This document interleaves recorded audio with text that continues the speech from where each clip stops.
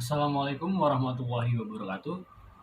Izin memperkenalkan diri, calon taruna Politeknik Imigrasi Angkatan ke-23, nama Wildan Maulana, NRT 2020.2217.1.01, Prodi Hukum Keimigrasian kelas C. Pada kesempatan kali ini, saya akan menjelaskan tentang apa itu makna perencanaan strategis dalam bidang keimigrasian.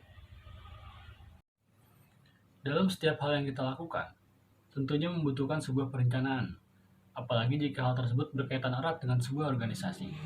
Suatu organisasi tentu memiliki sebuah rencana untuk membina arah organisasi tersebut kepada tujuannya, agar sesuai dengan visi dan misi organisasi tersebut. Oleh karena itu, organisasi membuat sebuah perencanaan strategis untuk mempermudah proses perjalanannya. Strategis adalah proses yang dilakukan suatu organisasi untuk menentukan strategi atau arahan, serta mengambil keputusan untuk mengalokasikan sumber dayanya untuk mencapai strategi ini.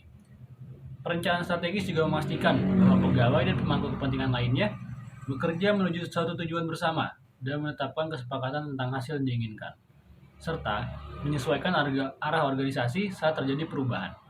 Ini adalah suatu upaya kedisiplinan yang menghasilkan keputusan dan tindakan mendasar untuk membentuk organisasi tersebut, mengetahui tentang siapa saja yang dilayani oleh organisasi tersebut, apa yang dilakukan oleh organisasi tersebut, dan mengapa harus melakukan hal tersebut. Perencanaan strategis yang efektif tidak hanya mengartikulasikan kemana suatu organisasi berjalan dan tindakan yang diperlukan untuk membuat kemajuan, tetapi juga bagaimana ia akan tahu jika ini akan terus-menerus berhasil. Menurut Kirshner tahun 2001, perencanaan strategis atau strategic planning adalah sebuah alat manajemen yang digunakan untuk mengelola kondisi saat ini untuk melakukan proyeksi kondisi pada masa depan. Sehingga, rencana strategis adalah sebuah petunjuk yang dapat digunakan suatu organisasi dari kondisi saat ini untuk mereka bekerja sama menuju 5 sampai 7 sampai 10 tahun ke depan. Selanjutnya saya akan menjelaskan tentang bagaimana proses perencanaan strategis itu terjadi. Pertama adalah penentuan misi, visi, dan tujuan. Perencanaan strategis dimulai dengan penentuan misi dan visi untuk organisasi. Tujuan utama organisasi yang telah ditetapkan harus didefinisikan dengan jelas. Perencanaan strategis berkaitan dengan hubungan jangka panjang organisasi dengan lingkungan eksternalnya. Adapun misi sendiri adalah serangkaian tugas kewajiban seorang individu dalam kelompok, organisasi, atau perusahaan. Tugas yang dimaksud tidak lepas dari rencana strategis yang telah dibentuk. Misi dapat memastikan bahwa organisasi memiliki tujuan yang jelas dalam bentuk parameter dan kinerja dengan tenggang waktu yang bisa dikontrol dan dievaluasi. Lalu adapun visi adalah misi membantu organisasi mencapai sebuah visi. Pengertian dari visi adalah gambaran atau proyeksi masa depan dari hasil misi atau tugas yang dijalankan.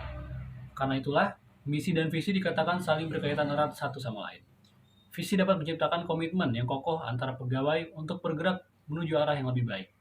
Konsep visi pada rencana strategis menunjukkan satu tujuan dan bagaimana cara menujunya. Yang kedua adalah analisis lingkungan. Untuk mengidentifikasi peluang dan ancaman, analisa lingkungan eksternal organisasi perlu dilakukan. Analisa lingkungan yang dimaksud adalah lingkungan secara luas. Tujuannya adalah untuk dapat menentukan cara bagaimana perubahan dalam teknologi, sosial, ekonomi, dan budaya, dan hukum serta politik suatu organisasi yang secara tidak langsung dapat mempengaruhi organisasi tersebut. Yang ketiga adalah penilaian diri sendiri. Pada langkah berikutnya, kekuatan dan kelemahan organisasi perlu dianalisa. Analisa semacam ini akan memungkinkan organisasi untuk memanfaatkan kekuatannya dan untuk meminimalisir kelemahannya. Organisasi dapat memanfaatkan peluang eksternal dengan berkonsentrasi pada kapasitas internalnya. Dengan menyesuaikan kekuatannya dengan peluang yang ada, organisasi dapat menghadapi tantangan dan mencapai pertumbuhan yang baik. Yang keempat adalah pengambilan keputusan strategis. Keputusan strategis kemudian dibuat dan dievaluasi. Setelah itu, keputusan strategis dibuat untuk mengimprovisasi kinerja sebuah organisasi. Organisasi harus memilih pilihan yang paling sesuai dengan kemampuannya. Lalu yang kelima adalah implementasi dan pengendalian strategi. Setelah strategi ditentukan, strategi itu diterjemahkan ke dalam rencana operasional. Program dan anggaran dikembangkan untuk setiap fungsi. Rencana operasional jangka pendek disiapkan untuk menggunakan sumber daya secara efisien. Kontrol harus dikembangkan untuk mengevaluasi kinerja sebagai strategi yang mulai digunakan. Jika terdapat hasil aktual berada di bawah ekspektasi, Strategi harus ditinjau atau dikaji ulang. Hal ini disesuaikan dengan perubahan di lingkungan eksternal organisasi. Selanjutnya, saya juga akan menjelaskan tentang unsur-unsur apa saja yang terdapat dalam perencanaan strategis. Yang pertama adalah adanya pemisahan antara rencana strategis dan rencana operasional.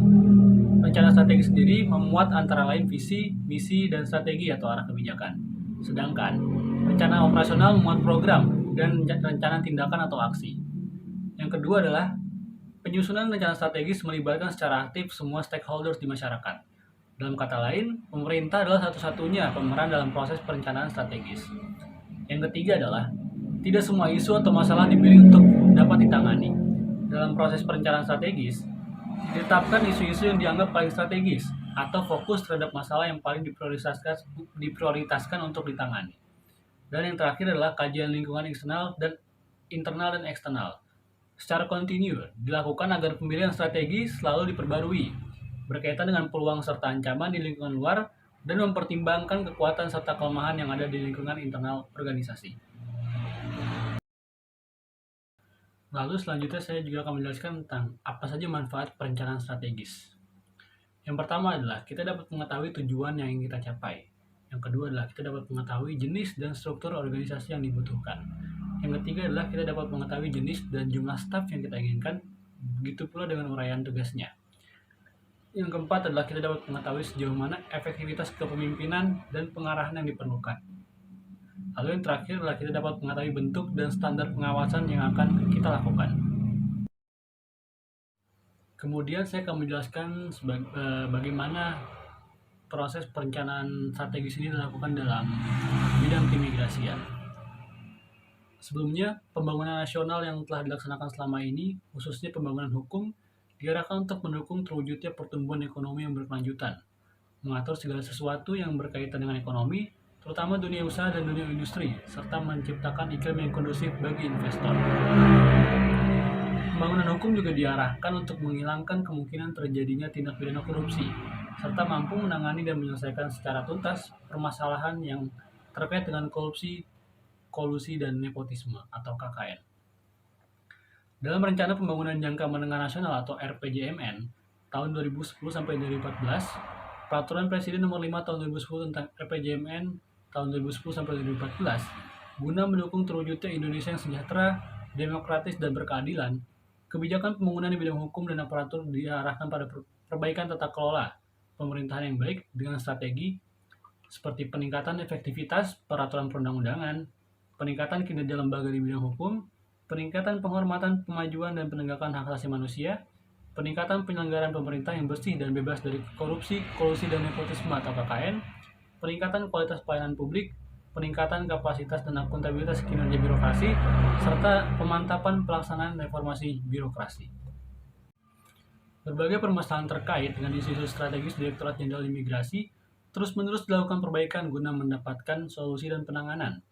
Melalui berbagai kegiatan yang direncanakan dan dialokasikan anggarannya dari tahun ke tahun, antara lain seperti peningkatan integrasi pelayanan publik, informasi teknologi yang terus diupayakan keterpaduannya, pelaksanaan reformasi birokrasi, peningkatan koordinasi antar unit utama atau eselon 1, peningkatan pengawasan lalu lintas manusia masuk dan keluar wilayah Republik Indonesia, meningkatkan mekanisme penyusunan anggaran yang partisipatif, pengharmonisasian peraturan perundang-undangan untuk meminimalisir tumpang tindih suatu aturan, lalu peningkatan sumber daya manusia dalam pendidikan dan pelatihan baik administrasi maupun teknis.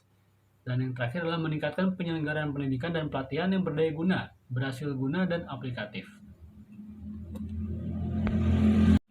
Dengan demikian, bidang keimigrasian terus-menerus memperbarui dan mengevaluasi segala bentuk kebijakannya, agar kebijakan yang ada dapat diperbarui lagi menjadi lebih baik, dan kebijakan yang belum baik dapat dibenarkan atau diubah menjadi lebih baik. Mungkin segitu saja yang dapat saya sampaikan. Kurang lebihnya mohon maaf. Wassalamualaikum warahmatullahi wabarakatuh.